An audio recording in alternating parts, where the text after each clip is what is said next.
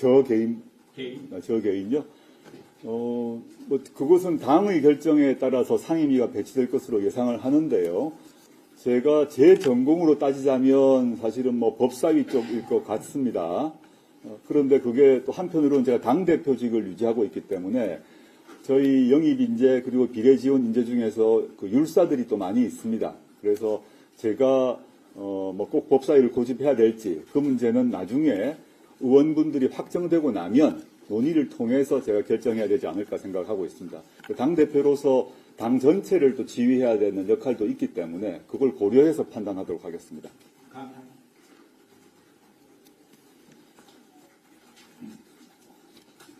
그럼 마지막 질문 하나만 받고 마무리하고요. 우리 영입인재 분들에게도 뭐 질문하실 게 없을지 모르겠네요. 네, 한 번 더 하셔도 되죠, 뭐. 네, KBS. 네, 네. 계속 우리는 범민주 진영이다라고 주장 외치고 계신데 네네. 그러면 총선 이후에 민주당과 합당을 할 가능성이 있는지 아니면 독자 세력으로서 계속 당색을 유지하실 건지 좀 말씀해 주세요. 제가 창당 선언을 부산민주공원에 했을 그 순간부터 지금까지 일관되게 합당을 하지 않을 것이라고 공언해 왔습니다. 그걸 많은 분들이 오해를 하시고 뭐 그게 합당을 할 것이라고 얘기하는 분석 기사도 있고 하는데 왜 저 말을 잘 안 듣는지 잘 모르겠어요. 제가 수도 없이 반복해왔다. 이유가 있습니다.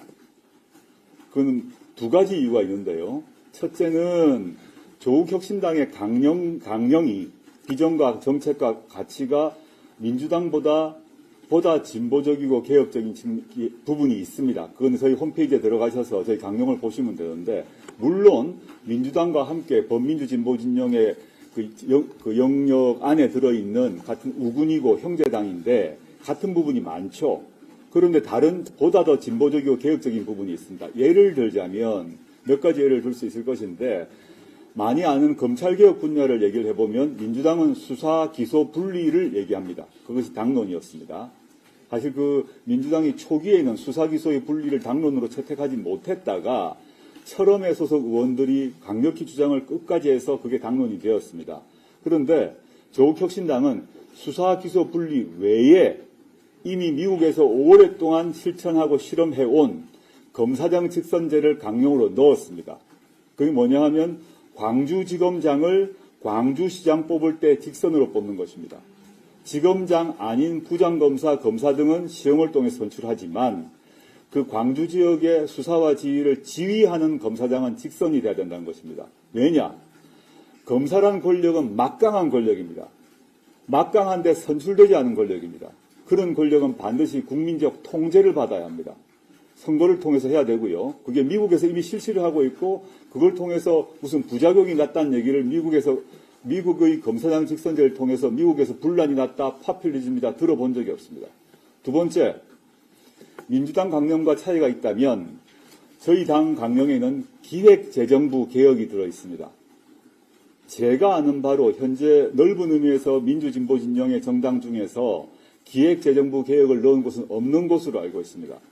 기재부 역시 막강한 권력을 갖고 있습니다. 우리나라의 국간을 지키고 있고 예산에 대한 권한을 갖습니다. 그런데 그 예산은 어디서 나오냐? 우리가 내는 세금에서 나옵니다. 직접세, 간접세, 부가가치세, 우리가 돈을 내면 그 모든 돈이 국고에 모이고 그 돈을 결정하는 것이 기재부인데 예산 편성권을 기재부가 딱 틀어주고 있습니다. 그래서 어떤 일이 발생했느냐? 지난 대선 직전에 코로나 팬데믹 때문에 전국의 소상공인들이 힘들었습니다. 그래서 문재인 정부에서 문재인 대통령과 김부겸 총리 등 핵심 인사들이 재난지원금을 전원에게 풀자라고 모든 노력을 다하고 기재부를 설득했는데 기재부가 거부를 했습니다. 예산 편성권이 기재부에 있거든요. 거부를 해가지고 100% 풀지를 못하고 제가 퍼센트는 헷갈립니다. 70몇 프로인가를 푼 걸 알고 있습니다. 이건 숫자는 확인해 보시기 바랍니다. 그랬는데 대선이 끝나고 윤석열 후보가 당선되자마자 그 문재인 대통령이 전액을 풀자고 했을 때 기재부는 뭐라고 그랬냐면 전액을 풀게 되면 우리나라가 재정적자가 심각해져가지고 나라가 망하니 안 망하니 했는 그 기재부가 윤석열 후보가 딱 대통령으로 당선되고 얼마 안 돼서 100%를 다 줬어요. 거짓말을 한 거죠. 국민을 속인 거죠. 저는 이런 건 있을 수 없다고 생각합니다. 우리의 돈을, 국민이 낸 우리의 돈을 가지고 사기를 친 것입니다. 제가 약간 과격한 용어를 쓴 것 같습니다. 명백하게 사기를 친 것입니다. 선출되지 않은 권력이 국민들이 낸 세금을 가지고 어디에 쓸 것인가에 대해서 거짓말을 한 것입니다. 대통령을 속인 것입니다. 그리고 차기 대통령 윤석열의 눈치를 본 것입니다. 이런 식의 예산 편성 사용 안 됩니다. 그래서 저는 기획재정부에서 예산처를 독립시켜서 분리시켜서 국회의 통제에 두어야 된다라는 점을 명백히 하고 있습니다. 그 다음에 정책 그 외에 사회경제적 정책 문제는 우리 서광진 정책위 의장께서 차례차례 브리핑을 다음 주부터 할 건데요. 수많은 예 중에 하나만 말씀드리자면 며칠 전에 조국혁신당의 당원으로 가입한 홍종학 장관님이 계십니다. 민주당 국회의원이셨고 문재인 정부 중소벤처부 초대 장관이셨는데 그분이 의원 시절에 신혼부부 전체에게 양질의 공공임대주택을 장기간 제공해야 한다는 정책을 만들고 그걸 추진을 했습니다. 근데 당시 민주당이 그것을 반대해서 다 무산되었습니다. 홍 장관님의 당시 계획을 보게 되면 우리나라의 예산으로 충분히 가능합니다.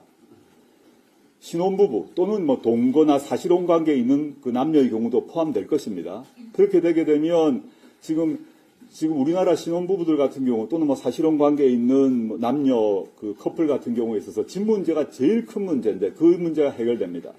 그 문제가 해결되게 되면 출산 문제도 해결됩니다. 이런 것이 이제 과거 이미 정책으로 마련된 바 있다. 그것을 저희의 강령으로 채택을 하고 있습니다. 상세한 정책은 추후 다음 주부터죠? 네. 다음 주부터 우리 서광진 의장께서 저희의 조국혁신당의 사회경제적 정책 문제에 대해서 하나하나 소개할 생각이니까 주목해 주십시오.